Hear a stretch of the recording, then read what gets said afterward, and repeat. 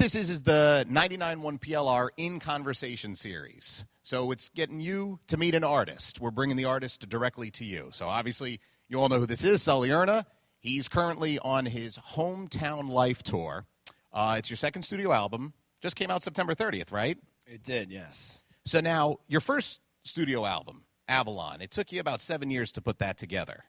This time, it's only 2 years removed from the last Godsmack record. So, well, they say that, but it's not like I sat there for 7 years and worked on a record. What they meant by that was that, from the time I started Godsmack up until I put out my first solo record, I had been writing, throughout those years on tour, just here and there. I'll be in the dressing room by myself. I'll pick up an acoustic guitar. Or if I'm home, I'll sit at the piano.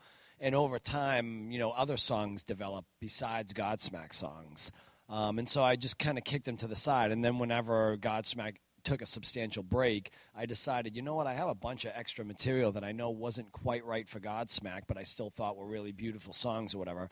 And so I went into the studio and recorded them. So the collection of those songs over the years was probably about 7 years worth of stuff that I had just felt was worthy of saving.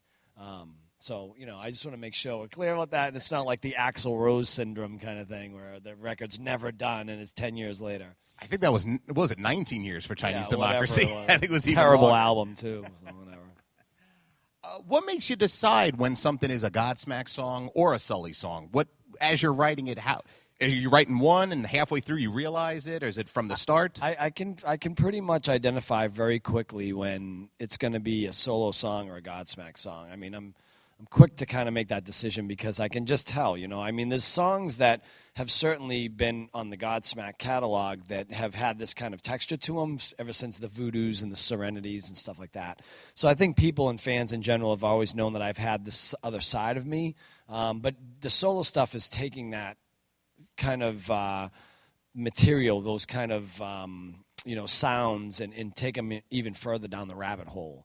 And so with the solo stuff, it's just about taking some risks and experimenting a little bit more with other music that I also enjoy playing and writing besides rock music. I wasn't raised on rock music. I started discovering heavier rock music when I was in my teens, but I've been a musician since I was 3 years old, so I grew up with jazz and blues and things like that. So as I've gotten older now, I've kind of regressed back towards other music that I really like as well. And some of that stuff is a part of this, That's wwhy I invited my dad to play on this record and things like that. So yeah, what was that like? Because your father's 71 years old. He was a trumpeter, or he is a trumpeter, yeah. But he hadn't played in something like 15 years. Right. What was that like, getting him to actually play on one of your, own pieces? Yeah, it was a great moment for both of us. This is the guy that started me in music, and I was, again, 3.5 years old when I legitimately started taking drum lessons. And, I grew up in the basement watching them rehearse and falling asleep in their acoustic guitar case and stuff like that. So all these years later, and I've had some success now, just those two paths have never crossed where I was able to offer him an opportunity to play on an album with us because we never had horns on a record, so to speak. And especially a lot of the acoustic stuff, the solo stuff, a lot of times it's more orchestrated. So when I hear a song, sometimes I feel like, it needs a string section. It needs violins or cellos and things like that.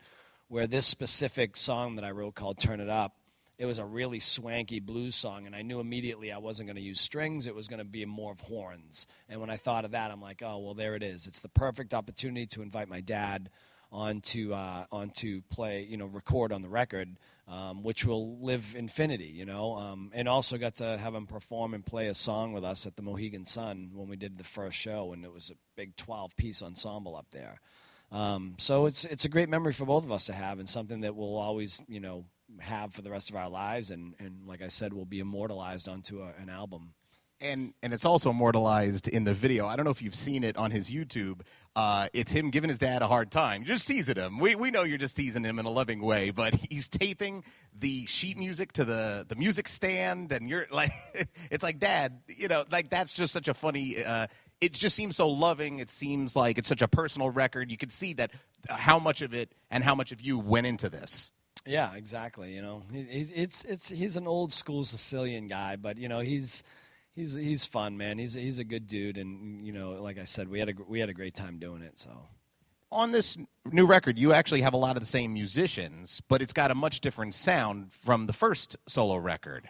how much is it your musical direction of you have you have it in your head, you want something to sound a certain way, or how much do you let the musicians, experiment or play around in like a jazz style, perhaps? Well, it's a good question because with Avalon, for instance, a lot of that stuff just happened very organically. I had a small batch of songs that I brought in that kind of birthed the idea of putting together this solo project to begin with. But then as we got together and we were just sitting in a room goofing around, these guys are such talented musicians. They're all multi-instrumentalists as well. And, everyone just kind of grabs a different instrument, whatever they feel is appropriate, and would jump in, and we would just kind of create things on the spot. Where this record was a little bit more tailored by me. It was just a lot more songs that I had on the back burner I wanted to kind of rinse through and record. So most of the stuff I had wrote, but I always give them the freedom to play in it, and that's what I always count on them for, is to bring the authenticity. They're versed in so many different styles of music. I can basically say, oh, this one may have a little bit of a country flair to it, or this one may have a blues flair to it. And they know all these genres so well, they can really bring that authenticity, to the parts that I'm calling for. And when in your head, as you were writing the music, did you realize, I guess, you're going to use strings this time, you're going to use horns this time? There's a blues influence, there's a country influence. Has that been in the works over the past few years? Did that just come up as you were in the studio? Where did that all sort of come from? Well, some of them were a couple of leftover pieces from Avalon that I really liked but didn't quite make the record. I had to explore them a little further. They weren't quite ready. Forever My Infinity was one of them. I think Fallen to Black was another one. But, the other songs just kind of developed as I was continuously, again, writing over time. They just came together, and when they were ready, they were ready. I don't ever know when, a song's going to be finished until it's finished. So I don't know. No, that's cool. Yeah. It's the truth. Yeah. What's been the feedback from Godsmack fans now that you've embarked on several solo tours that maybe they don't know what to expect as they see Sully of Godsmack performing in my hometown? What has the feedback been when they're expecting maybe a Godsmack show? Yeah, well, I've made it very clear even before this record came out, before Avalon came out, that this is a clear departure from Godsmack and what we do with Godsmack. It has nothing to do with Godsmack. It's just another side of me that I like to explore and take some chances with. I never really put out solo music to expect criticism or to please the fans or to please radio stations. It's not why I do it. I do it because of me. That I'm a musician. I've been a musician my whole life, and I have another side to me. And so when I put out a record, I put it out because I just want to document the stuff that's inside of me, and I want to make sure that it lives on a recording so I don't lose the ideas. But I never write the solo stuff to look for number one hits. I never write the songs to sell 1 million records. I never write the songs for them to make it on the radio. If people enjoy them, that's awesome. If they don't, that's fine too. Everybody has their opinion. But for the most part, Godsmack fans have really supported me through this kind of stuff. There's obviously some of them that just don't get it because they're just hardcore, like Ronnie James Dio and that thing and that. But as far as again, it's just music, and what I hope I can accomplish with this kind of thing is to help educate, especially the younger generations, that you should be able to enjoy music for whatever it is. I stopped categorizing music a long time ago. I don't put myself in a category, and I don't even categorize my collection in my iTunes library. If what's in my iTunes library is good songs that I think are great songs, because that's how I've categorized it now. It's either a good song or it's a bad song. If it's a good song, it's in there. If it's a bad song, I don't listen to it.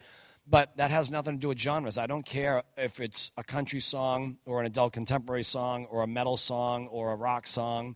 It doesn't matter to me. I love all different kinds of music. And that's what I think I love about this record the most, is that it's very eclectic in that way, where from song to song, you could almost build a whole nother album off of that genre of music. So it's multi-genred on this record for sure. Well, that's how popular music was. It was just music. It ultimately got genred out over time. But you're right. As the way it started on radio was just pop music. That's how it was. So that's a cool way to look at it.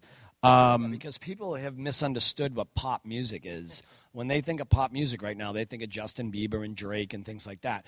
well, Drake's a bit hip-hop or whatever, but pop music is just short for popular music. That's what has created the top 40 hits or whatever. Back in the 80s, it was Motley Crue and Def Leppard and all those kind of bands, right? That was what pop music was back then because it was the stuff that was dominating the airwaves. Today, it's a little bit more, they think, kids grow up and they think, oh, that's pop music, as if it's a genre, but it's just short for popular music. That's what it is. So I don't think a lot of the younger generation understands that, but. I wish I was pop music. I'd be making more money. Be playing bigger places, that's for sure. No, I like this place, actually. No, this is actually, that brings me to my next question. This is a much more intimate experience, a much more intimate tour. In fact, I believe it was the last solo tour. You had a couple of more musicians with you. Didn't you have like about 8 or 9 backup musicians? No, I've never had that many. When we did that one-off show at Mohegan Sun, it was a 12-piece ensemble, including myself. But that was because we were home. We weren't taking that on tour. I mean, to take that on tour, you have to house a lot more musicians, more tour buses, more hotel rooms, more crew members. A 12-piece band could easily mean, a 30, 40-piece ensemble to take that on the road. And like I said, I certainly don't make that kind of money doing this kind of thing to be able to support that. So it would be impossible for me to do that unless I was paying to play every show, and that's not what I'm in this for either. But I have to, even Avalon was 8-piece, including myself. But this band right here can go out as a 6-piece and make a really big sound. And even us three, I mean, you'll see, this is a pretty full show. I mean, it's stripped down, it's acoustic, it's more intimate. Some storytelling and things like that. It's a multitude of everything. We have a really good time. It's not a somber show where you just sit there and with tissues and mourn the whole time. It's very interactive with the crowd. And it's for 3 people we're able to create a pretty big sound. But I think when we come back through again, even though this time we wanted to strip it down and just kind of showcase the songwriting a little bit more, I think we'll come back through and we'll do a full production the next time with drums and keys and things like that. How easy is it to transition between a show like this to a Godsmack show? I know, like, later this week, you've got a solo show one night, you're Godsmack the next night, 24 hours later, you're back to doing solo. What is that like for an artist?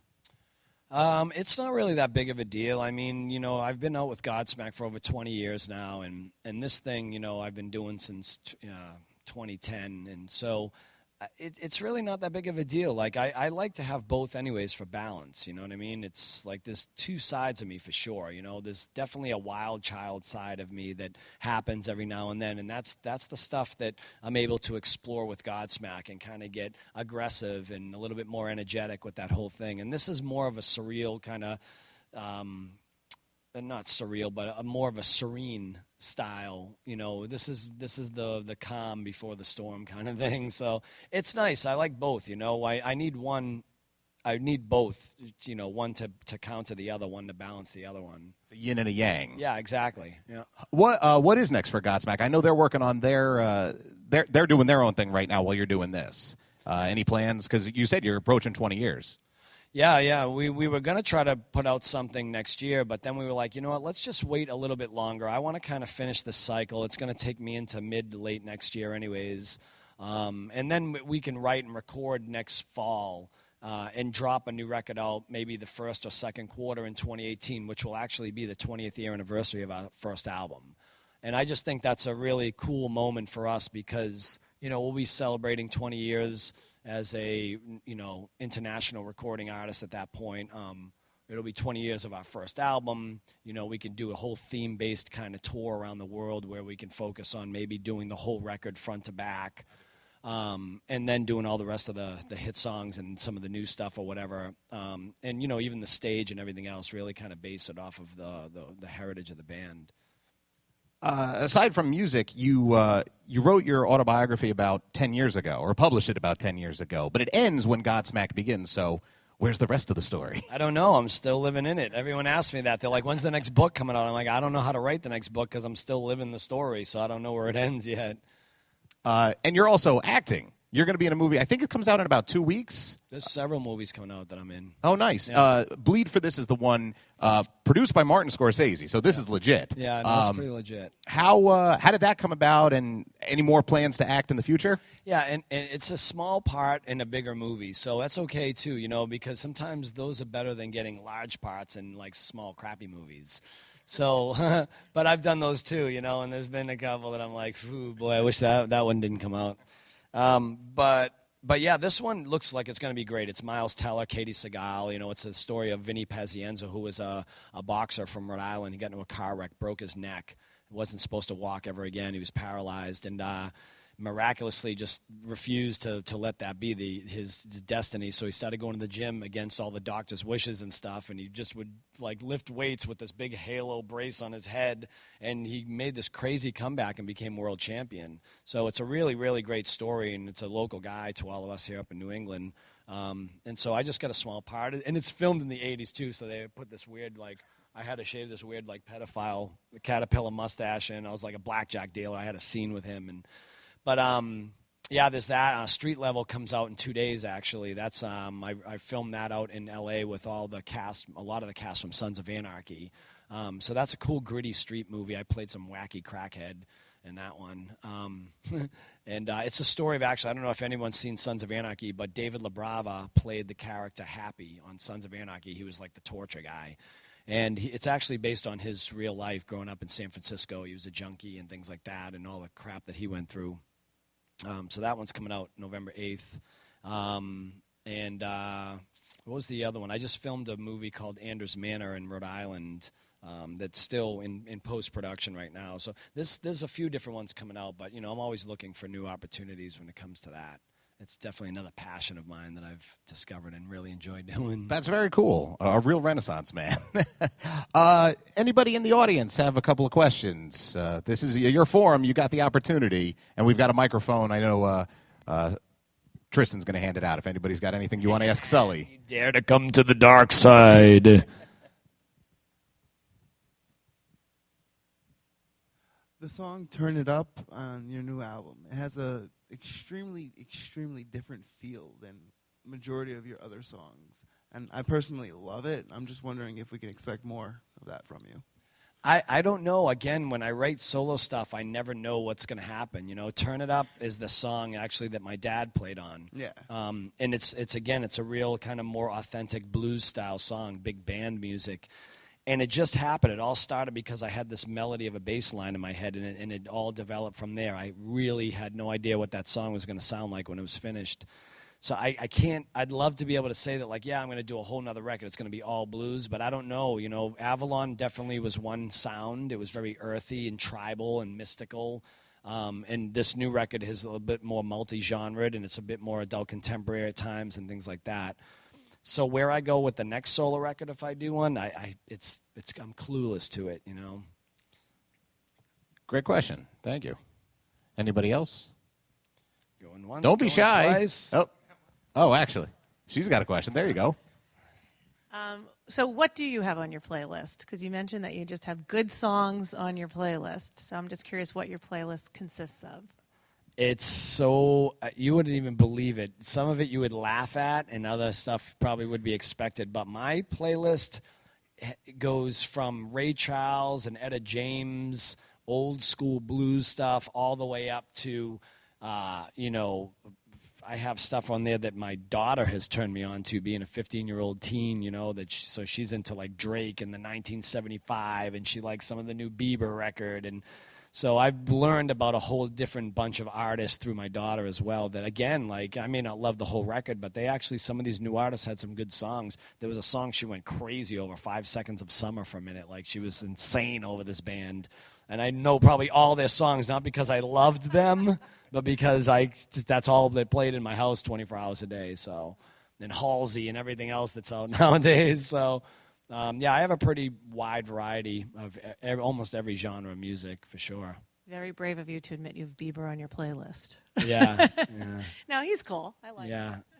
I have a big Booty Tunes playlist, There's all kinds of stuff on there. And actually, if I'm not mistaken, I think you're even on record as saying you got some inspiration from Adele for this most recent record, which may get some groans from some people in the audience. Yeah, I think Adele's great. I mean, I really do. I love her songwriting. I don't know how much of it she wrote on this record. I heard she wrote most of it. But I know her, especially her first album, was amazing. It was a really loungy jazz style kind of record, which is the stuff that I like to go out and see on my days off. When I'm roaming around Memphis, Tennessee, or Chicago, Illinois, I'll find these underground blues bars, and I go in there when they have an open mic, and I'll just sit there at the bar and drink a beer, and these strangers will roll in off the street. You know, I mean, sometimes it's like a 350-pound black lady that comes in there, and you just go, okay, where are we going with this? And she'll pick up a mic, and you just sit there with your jaw on the floor because you cannot believe what comes out of her body. I mean, I've discovered some amazing musicians just from the street that'll probably never be discovered, never do anything with music, but they were amazing. So for me, it's like, you know, that stuff, that's like some of my favorite stuff, So is that something you might want to pursue where, like, maybe you take a little bit of a step back to feature some, you know, different singers or something like that? Well, I don't know. I mean, again, you know, wherever the road takes me is where it takes me. You know, I'm not shy at all or embarrassed to say how many different artists I like. I love Bruno Mars, for instance. I think that guy is brilliant. I mean, I hope he keeps his head together and doesn't get too cocky and whatever, because he's super talented. The guy plays almost every instrument. He can dance his ass off, and he's got a great voice, and he writes really strong songs as far as that kind of genre goes. But people like Adele, Amy Winehouse, all that, like, to me, they were really true artists. And I know Adele is blown up bigger than life now. But, you know, Amy Winehouse and Adele's first couple albums, man, it's just great songwriting. So I don't know how people couldn't appreciate that. Maybe it's because they don't feel the energy within ballads and like love songs or whatever it is at times, you know, but they're so heartfelt and they're so well written that, to me, as a songwriter, I really appreciate, you know, everything that she does. So I'd do a duet with her if I could. We have a question? Yeah. Just curious about your songwriting process. I know you're a multi-instrumentalist. Do you usually write on the guitar, piano, drums? Is there any building blocks that you'd like to share with us? It's happened all different ways, to be honest with you. Of course, I'm a drummer at heart, so I spent most of my life being a drummer. So everything has a percussiveness to it, no matter what I write. Even when I write on a guitar, the riff is kind of percussive. Piano, same thing. But I've written songs a cappella. Voodoo is written a cappella. I had no instruments near me. I had the whole melody come to my head. I wrote down lyrics. I started singing this melody, and I had no music written for it. So sometimes it just happens that way. You know, it's wherever the idea comes from. It comes to me from somewhere else. I don't know who sends me the ideas. It's another entity from in the universe, I guess. But yeah, sometimes it's, you know, piano, sometimes acoustic, sometimes it's just a cappella. Most of the time it's either guitar or piano. And then I'll write the piece and then I'll come up with the words and lyrics. But there has been occasions where the lyrics and the melodies have come to me first, and then I had to figure out what the music sounds like under it, you know. Any, one more over there. I just want to know, what's the last concert you went to? What's the last concert I went to?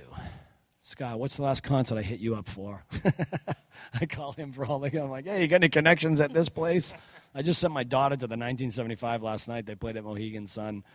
What was the last concert I went to? That's a good question. Adele. It was Adele, actually, at the TD Garden in Boston. Oh, wow. Yeah, that was the last concert I went to. She came through, and I couldn't get tickets, and I didn't expect to go. And I was actually in L.A., and one of my good friends called me up, and he goes, hey, any interest in going to see Adele? I'm like, how did you get tickets? First of all, they're, like, clean. And he goes, yeah, my buddy has 6 of them. So I was like, wow, okay. So I actually flew back from L.A. to go see her at the TD Garden in Boston. Were you recognized at the show? Yeah, a couple people say hi or whatever, but I'm not some superstar, you know. I'm not Mick Jagger. I don't roll around in limos and stuff like that. I take a taxi by myself half the time.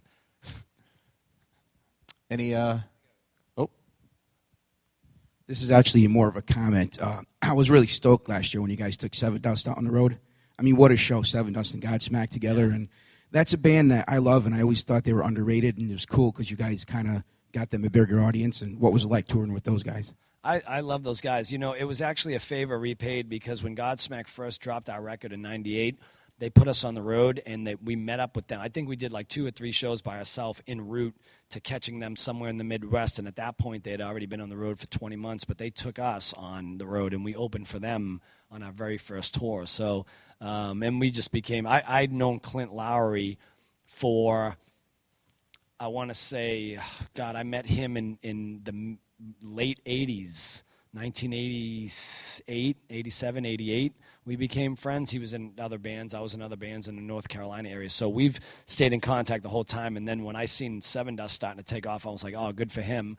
Godsmack's record popped up about, a year after theirs did. And then we met up and ran with them on the road. So it's always great to get those guys on the road because they're such a great band. Again, great songwriters, really great performers, and they're like Clint, brothers. Sorry, I had the opportunity to meet those guys a bunch of times, and now that Clint's clean, I had a chance to hang out with him, talk a little bit, and I was telling him about some problems my brother was having, and he actually took my cell phone and called my brother and gave him a little pep talk. So awesome. Yeah, they're great, really cool. great guys. They're awesome. very real, very down-to-earth, hard-working band.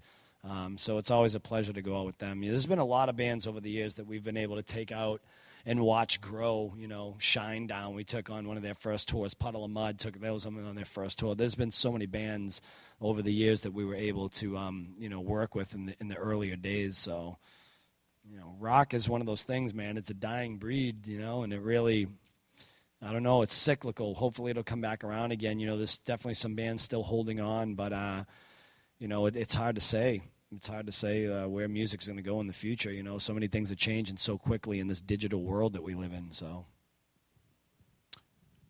Any final? Do we have time for one more question if we got one? Nope. Well, then I guess we're good. Sully, this was really, really an awesome thing that you did for us. I appreciate that. And I'm glad that the Pats were not playing today. I'm glad they're on a bye week because you could do this on a Sunday afternoon. Otherwise, I feel like you wouldn't be able to. Yeah, no, it's definitely football Sunday. I'm going back to watch the rest of the games now. Awesome. Sully, Erna, thank you so much. Thanks. Thank you.